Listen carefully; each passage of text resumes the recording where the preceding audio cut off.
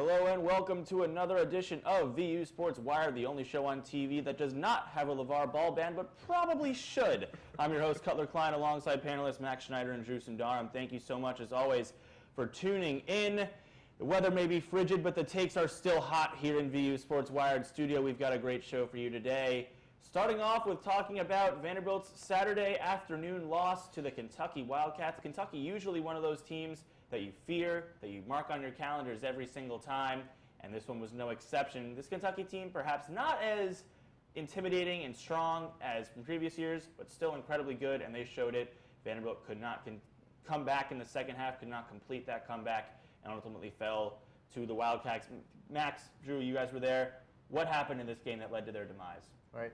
Well, Kentucky is one of those really interesting teams because that Vanderbilt-Kentucky relationship has always been one of those where all the players definitely bring their A game. In the past few years, we've actually played Kentucky really close, contrary to what you would think just looking at the strength of Vanderbilt's team and the strength of Kentucky's team. And this game was no exception to that trend. I mean, when you're looking at what was actually going on through the game, Vanderbilt was really close the entire time, and they were really in it up until the end. I mean, they were even tied and had the lead with 5 minutes to go down the stretch. This was a really close, really contentious game. And I mean, we've got some highlights going for you now about the game down the stretch. And what was really interesting, though, is you take a look at the stat line, and Vanderbilt shot 1 from 11 from 3 in the first half and 6 for 25 on the game. And this is a show that probably, like, slogan could be live and die by the 3 at this point. And yes, did they die by the 3? Sure. But there's also some other really interesting takeaways to take from this game. I mean, when you look at the fact that Kentucky never led by more than 9 points, and on a night when the offense did that poorly, Vanderbilt was still in the game.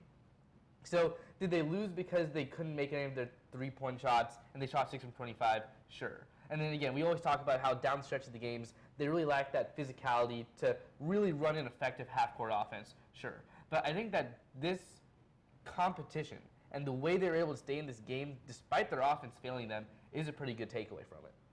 Yeah, I think that's exactly right. And when you look at kind of the final score, you say, oh, another Vanderbilt loss in a close game, in a close second half that they couldn't pull out. But really, this was kind of a different story than all their previous losses, and it was really night and day from the Tennessee game last Tuesday. Against Tennessee, you saw a lot of pounding the ball inside, just give it to Grant Williams. He finished with 37. Williams and Schofield kind of dominated in the post, and Drew got a little bit of heat for that. And coming out on Saturday, he came out with what I think was the perfect game plan. And I think he really did kind of outcoach John Calipari in this game, and it's a shame that the scoreboard doesn't show it at the end. But this Vanderbilt defense came out at the start of this game, doubling every catch in the post, refusing to give Kentucky's bigs, and Kentucky's one of the bigger teams in the country. Their shortest starter is 6'5". So he refused to give those guys easy looks inside. He refused to try to put those good shooters on the line. He was okay putting those weaker foul shooters on the line. And I think in the first half, at least, that defensive scheme worked extremely well. You saw a lot of turnovers, a lot of sloppy passes from Kentucky, and they weren't really ready for that pressure down low. Unfortunately, this loss comes on the offensive end, and you saw a lot of, we've been talking weeks and weeks, missing their threes, and a lot of that wasn't necessarily open threes, it was bad looks. These were open threes, and they just weren't falling, especially in the first half. 27 points, another extremely slow start to the game. And when Vanderbilt's not hitting its threes, this team does have a very small margin for error, and especially when they're not hitting free throws. I mean, LaChance at the end of that game, obviously that's been well documented over the past week, but throughout the game, I mean, he missed another free throw with about 4 minutes to go. You have to hit your free throws in these close games, especially against a tough opponent like Kentucky, and Vanderbilt couldn't do that. They couldn't hit the shots, but I think the game plan was there, and that's an important takeaway from this game. I definitely agree with that. I mean, you saw throughout the game, every single time Kentucky got the ball in the post, they were immediately double-teamed. The only times they really scored were when they just had such good ball movement that somebody was open for a wide-open dunk, more or less. And then when they did get some open looks, they got fouled. They had some of their worst free throw shooters going to the foul line. On the offensive end, you know, it wasn't a great performance, but if you look at how close it was a difference of only a few buckets. If one or two more of those three-pointers falls in the first half, if Riley LaChance makes even 3 of his 4 free throws, Vanderbilt might walk away with this game. It was that close, and I think that says a lot about, we talked about this a lot, and this is a big narrative, and Bryce Drew has talked about this, is Vanderbilt's margin for error. That's kind of an across-the-board thing, is that for Vanderbilt, unlike other teams, they don't have the luxury of kind of a high margin for error. The margin for error is very, very slim, and that can affect the way they are on the court, I imagine. Oh, definitely, yeah. And I mean, again, a lot of people are going to zero in on missed free throws, but it's really a bucket made in the first half or a bucket made in the second half that could really close that gap and make that difference. And especially when you're talking about talent level and physicality, that's something where the margin of error really comes into play. Because, of course, a school like Kentucky is just going to get these higher-rated players coming out of high school. So when they have those intangibles that are really working against you, you have to do everything you can on your end to prepare yourself for the game and to give yourself any edge you can find. And Max, you mentioned it earlier, and it was a really interesting point that Bryce Drew really did outcoach Calipari in this. And this is like a very interesting thing because that's an edge, a coaching edge, that you really wouldn't expect to have, but you do. And you need to take advantage of all the ways you can. Yeah, absolutely. And when I look at two buckets in this game that I think really kind of shifted the momentum. One is at the end of that first half off a missed free throw. An easy offensive rebound for Sasha Kalea-Jones in Kentucky puts it up to make it a 9-point lead, their largest lead. And then towards the end of that game, another missed free throw rebounded by Wenyan Gabriel, put up for 2 more points. It's just small buckets like that where on a free throw, it's expected that on a miss, the defense always has to get that rebound. You can't be giving up offensive rebounds on free throws. And twice, once at the end of the first half, once at the end of that game, those buckets feel enormous. They feel like so much more than 2 points. And so when you have such a thin margin of error, it's not just missing the free throws on offense or making your open shots, but it's possessions like that where you have the potential, you caught a break, they missed a free throw to come away with that rebound, and instead it turns into 2 points. Because Vanderbilt did essentially, with the exception of Gilgeous-Alexander, stop every player on this Kentucky team from playing their best game. They never let Diallo beat them in transition. They never let Knox beat them outside the paint with the great shooter he is. They never let Richards and Washington kind of bully them. So they played their game, and on defense it showed. But a couple of those possessions, if they go the other way, Vanderbilt can come out with this game.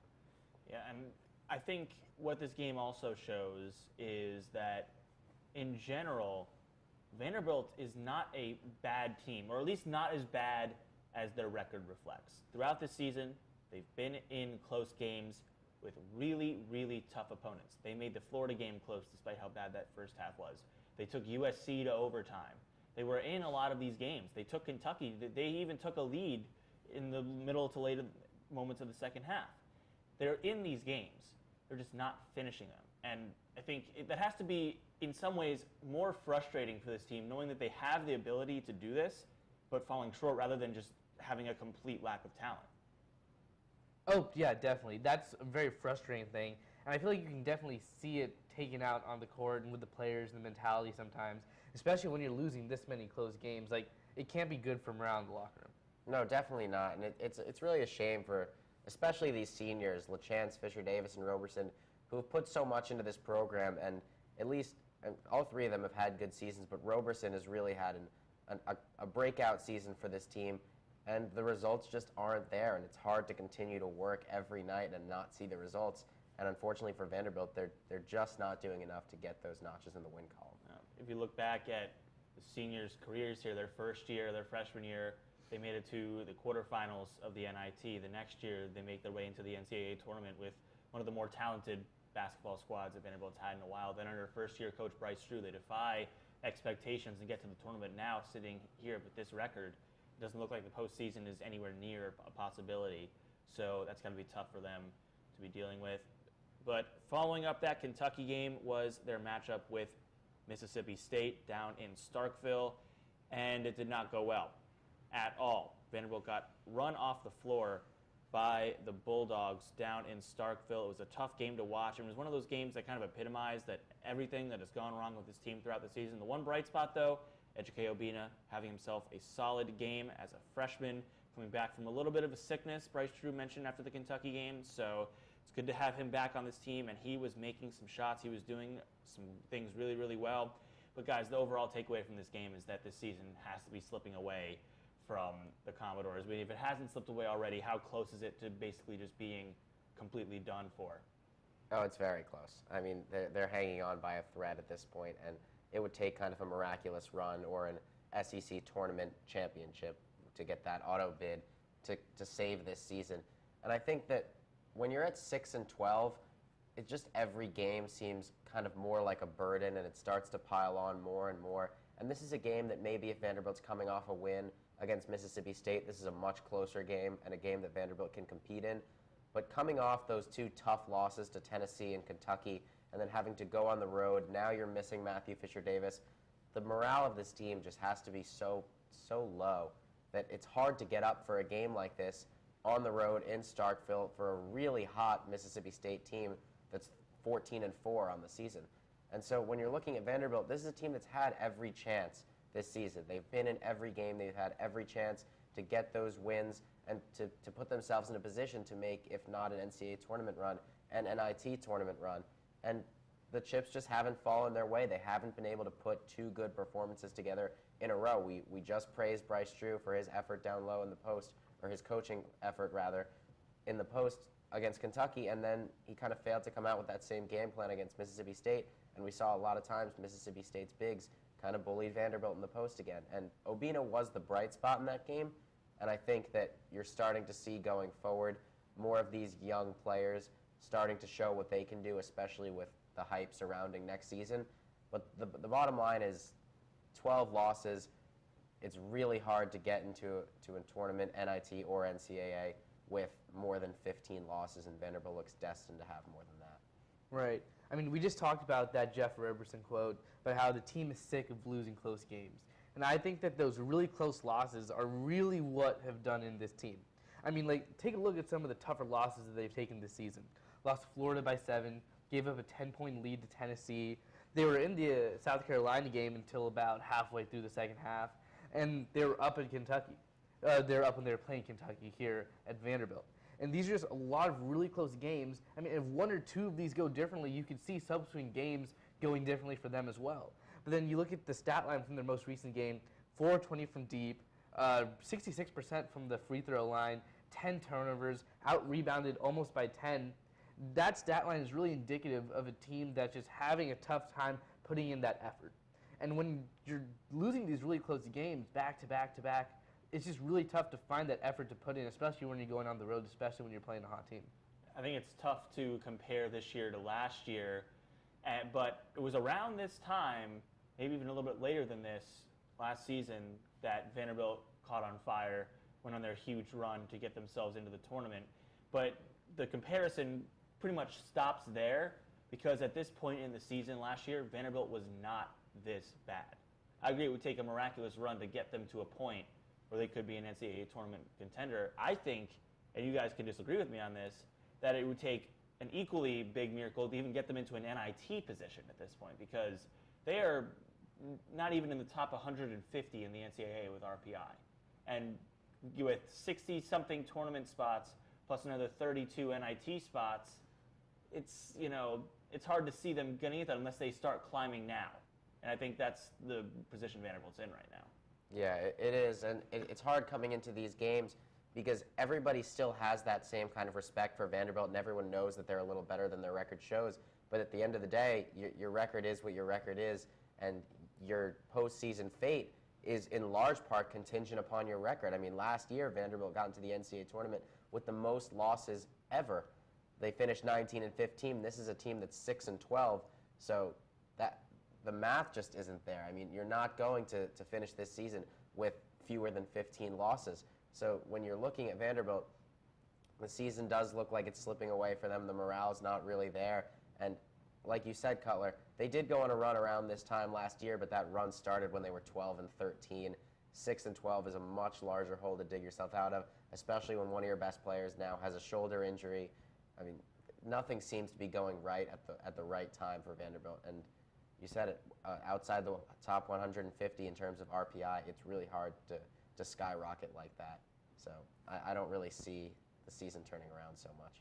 Right. This also doesn't feel like a team that's built for a run like that. I mean, a team that's really designed around such heavy offensive production, and when that offensive production is so volatile, you can see them putting together a really good string of 2-3 games here or there, but really not the type of production you would need to really make something out of the season. Yeah, I mean, you mentioned earlier, Max, some of these younger guys that are emerging a little bit, and these are Bryce Drew recruits. His first real class of recruits. You have Ejike Obina, who's starting to play well, Saban Lee, we all know what he can do. He's been electric from day one. He stepped onto the floor here this season. And, it's kind of unfortunate because you want to get really excited for next season. But at the same time, you can't just kind of write off this year because you mentioned the seniors before. You have to feel bad that this is their last run and it's going to end like this. But at the same time, the excitement for next season is already building. I think that, in all honesty, is kind of softening the blow of what the season is doing because everyone can be upset with this one. And I think if there weren't these massive recruits coming next season, there would be a lot of real concern.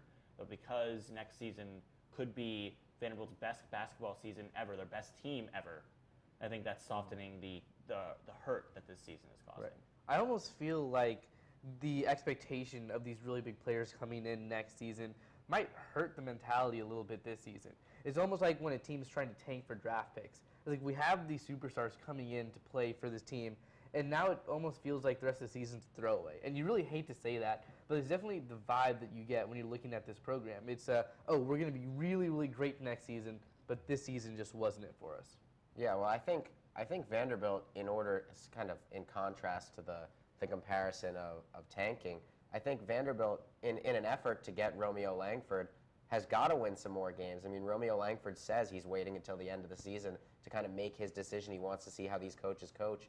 If Bryce Drew can turn it around and maybe get some big wins in some televised, some featured games, then that would kind of sway Langford a little bit. But right now, if I'm a recruit, I don't want to play for a 6-12 team that's last in the SEC. So I think this team does actually have something to play for. They have their future to play for. It's just hard to get your seniors on board to play for a future that they're not going to be a part of. And that's extremely hard when your seniors have worked as hard as they have, especially Jeff Roberson, who's been the best player on this team this season and has worked his butt off night in and night out. It's really hard to get him to kind of look at the bigger picture when his picture is a few games away. It'll be interesting to see how they play it out the rest of this year. But another program that has had a tough time of it this year but is on the rise, Vanderbilt women's basketball. For the first time, they get an SEC win over Kentucky this week. They have a tough test coming up this Thursday against the defending national champs, South Carolina. This is a team with plenty of talent on it, a very young team, a lot of younger players like Kayla Overbeck and Blessing Jiafor. But you have a lot of talent on this team. They have not been playing very well, but they do get this first SEC win. How good is it to see this young team get a win in conference like that? Right. I feel like at this point in the season for them, any win was going to be a good win. I mean, losing back-to-back games against LSU, Georgia, Tennessee, and Mizzou, it's always tough to see, and it's never a really fun time for the team to start off conference play like that. And it's very easy to see a team getting into a really negative slide starting off that poorly. And granted, Kentucky's not the best team in the conference. I think they're 1-9 out of their last 10 games, but it was still very encouraging to see them win in the fashion that they did, even if it was against a poor Kentucky team. I mean, for the entire game, they led for 30-plus minutes, outscored Kentucky in the paint, had a higher field goal percentage, and had a higher three-point percentage. So I think the fact that they were able to dominate so much across the board in all aspects of the game really meant that this was a team win that the Commodores could hang their hat on. And I think that it's the type of win and the type of play that they want to try and model moving forward. So I think that the way they won is almost more important than the win itself. Yeah, I think it's important to contextualize this win because a lot of people hear Kentucky and they think of the Kentucky teams in the past, both on the men's and the women's side, as a basketball powerhouse. And that's usually true. Kentucky's women's team is usually a powerhouse in the SEC. This is a Kentucky women's team that came into this game against Vanderbilt, losers of 8 of their last 9. Now they're losers of 9 of their last 10. They're 1-4 in the SEC. So this isn't really a powerhouse that Vanderbilt beat. It's another kind of SEC cellar dweller. Having said that, any win is a good win, and especially for some of these young players, this is a very young team. I mean, they have veteran players in Krista Reed and Rachel Bell, but for the most part, this is a young team with a relatively new head coach trying to kind of figure out its way. And it has to be extremely encouraging what they saw this game and lift some of that confidence and some of that weight off their shoulders. Now they can come into these matchups with more comfort and more confidence. And especially the girls you saw playing in this game that were able to have the games they were. Kayla Overbeck with a season-high 19 points. She's a sophomore. Sierra Walker with 15 points. She's a sophomore. And when you look at the two freshmen, Autumn Newby finished with 11 and 7, and then Chelsea Hall had 5 rebounds, 5 assists, 5 steals. To be able to kind of put together a game like that with sophomores and freshmen has to be extremely promising for a program going forward that's getting perhaps one of the top transfers next season in Mariela Fasula, who had 16 and 7.5 for Boston College. So when you look at this team going forward, yeah, again, like the men's team, we are writing off this season a little bit because with a 5-14 record, it's hard to kind of, it's the elephant in the room. It's hard not to say that this season's over. But this team has a very bright future, and we saw it against Kentucky with the way some of these players were able to play and really beat Kentucky handily. Yeah, it'll be interesting to see how they play this season going forward, because I think they're a motivated team to try and just get a few wins, try and get some momentum, because this is a program that, quite honestly, is in the midst of a rebuild. Stephanie White inherited a program that had not won for a few years. This used to be a proud program. They made the NCAA Final Four in 1993. In Melanie Balcom's tenure, they made NCAA tournaments. They played in big moments. And this is a program that is trying to get back to that. And I think it's no knock on Stephanie White. I don't think there should be any concern with her position, because she's done an excellent job. She's got these players believing. And put it this way, it's a much more fun brand of basketball than what Balcom played when she was here. But I think this is a team that can take a lot of confidence. And for young players, how important is it to just get that confidence that you can win these games, that you can hang with tough opponents? Because let's be honest, Vanderbilt women's team's schedule has been tough. They're playing the defending national champs only a couple games after playing another ranked team, and that was just a game after playing the Tennessee Volunteers, who have historically been a top team, and we're a top-ranked team this season as well. Oh, it's definitely huge, because especially making that transition from high school sports to college sports, that freshman, sophomore year, sophomore season, that's when you really see where these players have to grow and develop. And you have to see, are they going to be able to cut it playing at a college pace for this game? So I think getting those wins, getting that actual game experience under their belt is going to be huge. Because in a season or two, all of a sudden, these players that we're talking about now that are spurring this growth, they're going to be the ones that are going to be that veteran leadership. So they're going to be the real core of the team, and they're going to be the ones that are going to have to not only instill like the values of the team and the winning mentality to the younger players, but they have to guide the younger players and help them make that transition as well. So I think that always getting out there and playing the game and being efficient and winning games is always going to be good for younger players. Yeah, I mean, it always increases confidence to get a team win. But I think something that this team has done well is that this is a very tight-knit group. This is a group that loves playing for Stephanie White. What this win really does, I think, is increase kind of that confidence on an individual level. A player like Kayla Overbeck, who came into the season kind of having that mentor in Marquess Webb last season.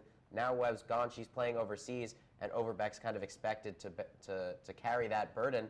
And it's been tough for her this season. And so for her to be able to put up 19 against a conference opponent and really show that she can compete with the best of them is really a huge confidence booster on an individual level. Also for these two freshmen, Newby being able to put up 11 and grab 7 boards in this game, it has to be a confidence booster for these young players who are going to be the face of this team, not just going forward, but almost immediately they're going to be thrust into that role. Despite the record, these are definitely exciting times for the Vanderbilt women's team. With that, that'll just about do it for this week's episode of VU Sports Wired. Thank you so much, as always, for tuning in. Come back next week for more great Vanderbilt sports talk from Max Schneider and Drew Sundaram. I am Cutler Klein saying so long, and we'll see you next time.